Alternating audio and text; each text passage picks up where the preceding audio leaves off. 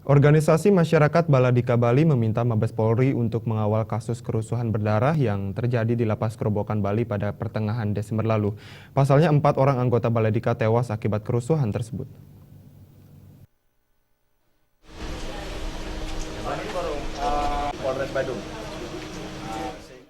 Ditemui oleh awak media saat mendatangi Bareskrim Polri, tim advokasi DPD Baladika Bali menyampaikan permohonan tindak lanjut kepada Bareskrim dalam pengawasan terhadap kinerja Polresta Denpasar dan Polres Badung yang bertugas sebagai penyelidik dan penyidik kasus kerusuhan tersebut. Ketua Dewan Pembina DPD Baladika Bali, Nyoman Sudiantara, mengatakan pengawasan langsung yang dilakukan oleh Bareskrim Polri sangat penting dilakukan, mengingat ada banyak tersangka yang melakukan penyerangan hingga menyebabkan 4 orang anggotanya tewas, berdasarkan bukti dan fakta yang dimiliki pihaknya.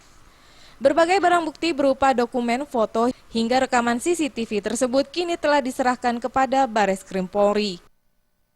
Kami ingin mengambil langkah-langkah konkret dalam artian hukum untuk menyampaikan fakta-fakta sebenarnya berdasarkan gambar CCTV atau saksi-saksi yang ada dalam proses atau kejadian tersebut.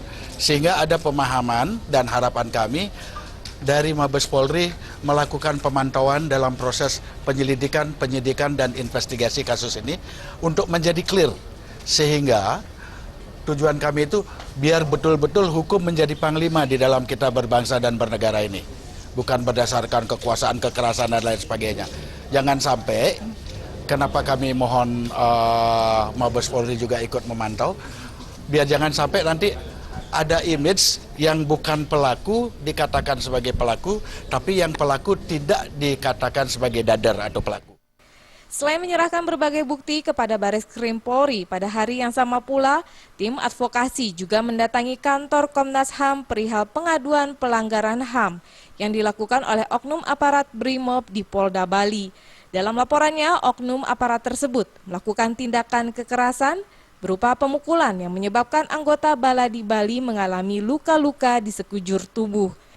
Seperti diketahui, saat ini Polres Badung baru menetapkan 14 orang tersangka pelaku kerusuhan yang dilakukan di Lapas Kerobokan dan di Jalan Teuku Umar. Dari Jakarta, Muhammad Ibrahim dan Wayan Agus Sumarjaya melaporkan.